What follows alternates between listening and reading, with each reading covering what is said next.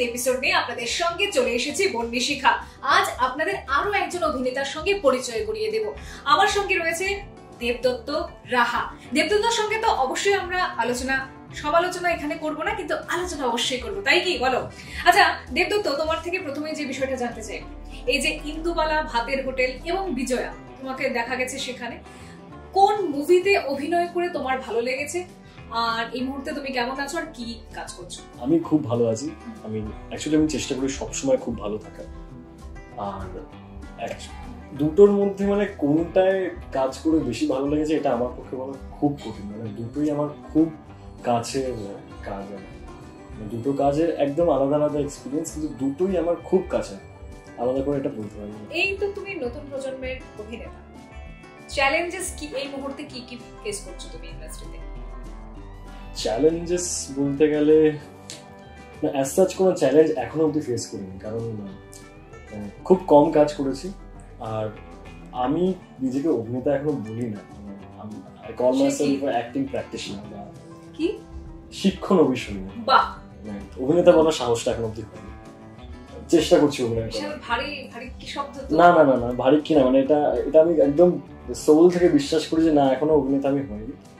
আর আমি চাইও আর কি এন্টারটেইনার হতে, একদম পরিষ্কার গোদা বাংলায় আমি এন্টারটেইনার হতে চাই, যে মানুষ এন্টারটেইন করবে আমার কাজ দেখে, তার মাধ্যমে আমি ছোটখাটো মেসেজ দিলাম যাতে সোসাইটির কোনো লাভ হয়, কিন্তু মেইন অ্যাট্রাকশন হচ্ছে এন্টারটেইনমেন্ট। এন্টারটেইনমেন্টের জন্য তুমি কি সোশ্যাল মিডিয়াতে অ্যাক্টিভ বলতে মানে নাই বলা যায়, মানে খুব কম, মাঝে সাঝে হই যখন কোনো কাজ। ফেসবুকে মনে হয় 8,500।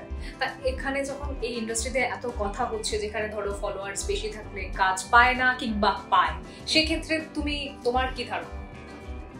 আমি বহু জায়গায় রিজেক্ট হয়েছি ফলোয়ার্স নিয়ে, কিন্তু যেখানে যেখানে কাজ পেয়েছি, মানে এই যে 3টে কাজ, এখনো 3টে ওয়েব সিরিজ আমি কাজ করেছি, ইন্দুবালা, বিজয়া বোধন 2, এই 3টে সিরিজের ক্ষেত্রে কিন্তু আমাকে আমার কাস্টিং ডিরেক্টর বা আমার ডিরেক্টর কেউ কখনো জিজ্ঞাসা করেনি তোমার সোশ্যাল মিডিয়ায় কত ফলোয়ার্স। এটাই যে যেখানে যেখানে ঠিকঠাক লোকজনরা কাজ করছেন তারা কখনোই ফলোয়ার্স থেকে কাস্টিং করেন না, তারা জাস্ট দেখার চেষ্টা করেন যে এই অভিনেতা আমার চরিত্রটা হয়ে উঠতে পারবে, এটা আমার বিশ্বাস, মানে এটা আমার অবজারভেশন। তো সেই অন্যদিকে তখন তুমি যখন বললে যে তোমাকে ফলোয়ার্স বেশি নেই বলে তোমার অনেক জায়গায় তোমাকে রিজেক্ট করা হচ্ছে, তাহলে কন্ট্রাডিক্টরি হলো না স্টেটমেন্টটা? একদম, কারণ ওগুলো মূলত মেগা সিরিয়াল ছিল, এখনো মেগা সিরিয়ালে ফলোয়ার্স দেখে কাস্টিং হয়। না, আমি নতুন সিরিয়াল করছি, 2 বছর হয়েছে। আর সামনে মানে তোমার হাতে কি কি কাজ রয়েছে? এরপর হইচই, তালমার, রোমিও জুলিয়েট। বেসিক্যালি মানে রোমিও জুলিয়েট কি এখন শেষ হয়ে গেছে? শুটিং না চলছে? শুটিং কমপ্লিট হয়ে গেছে। তোমার শুরু তো হয়েছে ইন্দুবালা, ভাতের হোটেল 2018 থেকে। 2018 থেকে আমার থিয়েটার শুরু হয়েছে, তারপর 2023 এ সেটা। তোমার শুরুটা ঠিক কিরকম ছিল? কতটা স্ট্রাগল করে এই জায়গায় এসেছো? স্ট্রাগল আমি মনে হয় না স্ট্রাগল করেছি। আমার বাড়ির লোকজন খুবই সাপোর্টিভ, আর অভিনেতা হওয়ার স্বপ্নটা আমার ক্লাস 2 থেকে, ওম শান্তি ওম দেখার পর থেকে আমার হঠাৎ করে একদিন মনে হয় যে অভিনেতা হবে। এবং মানে অ্যাক্সিডেন্টালি ছোটবেলা একটা সিনেমাতে কাজও করেছিলাম, যেটা রিলিজ করেনি। তো তখন ক্যামেরা দেখে, তখন শ্রীরাম মজুমদার আমার মা ছিলেন, ওই এক্সপিরিয়েন্সটা আমাকে আরো বেশি পুশ করেছিল যে না, এটা হবে, আমার মজা আছে। কারণ প্রথম শটটা যখন ছোট ছিলাম, তখন প্রথম শটে এখন মনেও নেই পরিষ্কারভাবে কি করছি, কিন্তু সবাই হাততালি দিয়েছিল, ডিরেক্টর করে তুলে নিয়েছিল, তো ওটা একটা আলাদা এক্সপিরিয়েন্স ছিল।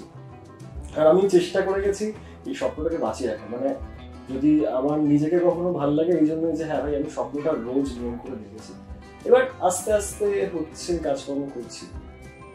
শুরু হয় তারপরে 2008 আমি মানিকতলায় সমীক্ষণ বলে একটি দলে যাই, সেখানে পঙ্কজ বংশী, উনি খুবই ভালো একজন অভিনেতা, প্রবীণ কিন্তু অসাধারণ একজন মানুষ, খুব ভালো মানুষ, অনেকেই জানেন পঙ্কজ জেঠু কেমন মানুষ। ওনার কাছে আমার প্রথম শিক্ষা শুরু অভিনয়ের। তারপরে আমি রবীন্দ্রভারতীতে যাই, রবীন্দ্রভারতীতে নাটক নিয়ে পড়াশোনা শুরু করি।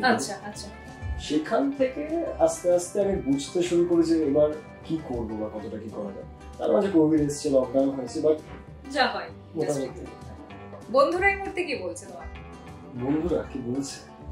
বন্ধুরা তো মানে ওরা তো আমাকে একদম শুরু থেকে দেখেছে, ওরা আমার পেছনে আমাকে নিয়ে খুব মানে রেসপেক্টফুল কথাবার্তা বলে, তেমনি আমি সামনে আমাকে ততটাই ডিসরেসপেক্ট করে এখন। আচ্ছা, খুব খুব ভালো বন্ধু পেয়েছি আমি জীবনে। এটা কি রাগ না অভিমান? না না, একদম কোনো অভিমান না, এটা আমার খুব ভালো লাগে যে আমার সামনে ওরা আমাকে নিয়ে কখনো প্রশংসা করে না, কিন্তু আমি অন্য লোকের কাছে শুনি যে তাদের কাছে আমার সম্পর্কে ভালো ভালো কথাই বলে, যে সকাল 7টায় বেরোনো বা 10টায় ফেরা, এগুলো মানে আমি নিজেও যেগুলো ভুলে গেছি সেগুলো ওরা এখনো মনে রেখে দিয়েছে। এবার আমার মনে আছে আমার 2020 জন্মদিনে ওরা সারপ্রাইজ দিয়েছিল, ওখানে ওরা লিখে রেখেছিল সুপারস্টার ডে।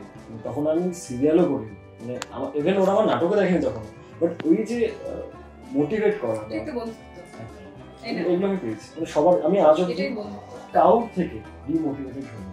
ভেরি গুড, এটা আমার হেল্প ভালো, খুবই ভালো।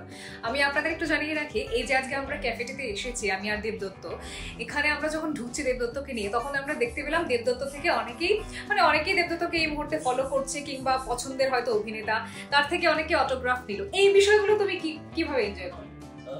খুবই এনজয় করি, মানে এইগুলোর জন্যই তো কিছুটা আর কি কাজ করে, যে মানুষ কাজ দেখবে, মানুষের কাজ ভালো লাগবে, বা যদি তাদের আমার কাজ আলাদা করে ভালো লাগে সেটা আমাদের কাছে প্রকাশ করবে, এগুলোর জন্যই করা সবকিছু।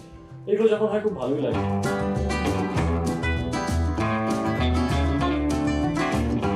দেবদত্ত, আমরা আরো একটা বিষয় দেখতে পেয়েছি ইন্দুবালা ভাতের হোটেলে, তোমার আর পারিজাতের কেমিস্ট্রিটা কিন্তু আমরা প্রত্যেকেই এনজয় করেছি। তারপরে কিন্তু এখনো পর্যন্ত সেভাবে তোমাদেরকে আর একসঙ্গে কাজ করতে আমরা দেখিনি। তোমরা আবার কবে নাগাদ একসঙ্গে কাজ করার প্ল্যান করছো, বা হাতে কোনো কাজ আছে এই মুহূর্তে? কোনো ডিরেক্টর যদি সেই সুযোগটা দেয় তাহলেই করতে পারবো, মানে আমরা তো মুখিয়ে আছি আবার একসাথে কাজ করার জন্য, কারণ খুব অল্প সময়ের মধ্যে আমার আর পারিজাতের মধ্যে একটা দারুণ বন্ধুত্ব তৈরি হয়ে গিয়েছিল, সেটা এখনো কন্টিনিউ চলছে। সেটা কি অফ দ্য স্ক্রিন তো চলছে? না, বন্ধুত্ব তো অফ স্ক্রিন অন স্ক্রিন সব জায়গায়। আচ্ছা, ওই তো বন্ধু যারা বিশেষ হয়, তাই তো? না না, ওই একই, মানে সব বন্ধুই বিশেষ বন্ধু না, সব বন্ধু বিশেষ। কিন্তু না, আমরা খুব এনজয় করেছিলাম কাজটা। দেবদত্ত একটা অসাধারণ একজন ডিরেক্টর, উনি যেভাবে আমাদেরকে গাইড করেছেন তাতে হয়ে গেছে, কিন্তু এখন বুঝি যে না, মানে এত ভালো লেগেছিল যখন একসাথে কাজ করে, সেটা যদি আবার কখনো সুযোগ পাই তাহলে আরো ভালো। আমি আরো একটা বিষয় তোমার থেকে জানতে চাইবো, এই যে নতুন প্রজন্মে তোমরা এখন কাজ করছো, তাদের জন্য, তাদের উদ্দেশ্যে তুমি কি বলবে? নতুন প্রজন্ম যারা এই ধরো তোমার সঙ্গে যারা কাজ করছে কিংবা কাজ করতে আগ্রহী, এখনো সেইভাবে স্কোপ পাচ্ছেন না, তাদেরকে তুমি কি বলবে? তাদের উদ্দেশ্যে কি বলবে? তাদের উদ্দেশ্যে এটাই বলবো, ভাই বোন বন্ধু বান্ধব যেই হোক, ভাই হাল ছাড়া যাবে না কোনোভাবে। প্রচুর অবস্টাকলস আসবে, প্রচুর লোক ডিমোটিভেট করবে, বোঝাবে, আর ভুল অফার পাবে, ভুল পথে নিয়ে যাবে, বলবে টাকার লোভ দেখাবে, টাকা দিলে কাজ পাওয়া যাবে এরকম বলবে, বা অন্য কিছু করে কাজ পাওয়া যাবে। জানেন সেটা কি হয় আদৌ? আমাকে ফেস করতে হয়নি, বাট কিছু কিছু ক্ষেত্রে আমি মানে অ্যাবিউজ হয়েছি অনেক জায়গায়, কিন্তু আমাকে ওভাবে ফেস করতে হয়নি, বা কেউ আমাকে বলেনি টাকা দরকারে কাজ, মানে আমি সেরকম জায়গাতে পৌঁছাইনি কখনো। তো যেটা বলবো যে নিজেকে ট্রেন করো, আর হাল ছাড়া যাবে না, একদম হবেই, কাজ হবে, মানে ওটা কেউ আটকাতে পারবে না। আর ইনস্টাগ্রাম, ফেসবুক, রিলস এগুলো ম্যান্ডেটারি নয়, ম্যান্ডেটারি হচ্ছে অভিনয়টা শেখা, সেটা যেভাবে হোক, সেটা যদি সিনেমা দেখে হয় তাহলে তাই, থিয়েটার করে হয় তাই, কোনো একদম পার্টিকুলার জায়গা নেই যে এটাই করতে হবে তবে অভিনয় শেখা হবে, আমি বিশ্বাস করি না সেটা, বা অ্যাক্টিং স্কুলে যেতে হবে, কিন্তু তোমাকে তোমার মতো করে ট্রেন করতে হবে, নিজেকে তৈরি রাখতে হবে, যে কোনো দিন সুযোগ আসবে সেদিনকে সুযোগটাকে কাজে লাগাবে।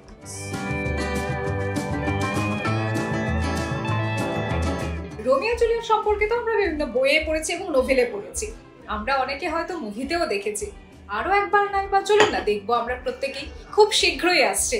আমরা এতক্ষণ কথা বলছিলাম নতুন প্রজন্মের আরো এক অভিনেতা দেবদত্ত রাহার সঙ্গে। আপনাদের নিশ্চয়ই এই এপিসোড ভালো লেগেছে, দেখা হবে পরের এপিসোডে বঙ্গ বৈঠকে।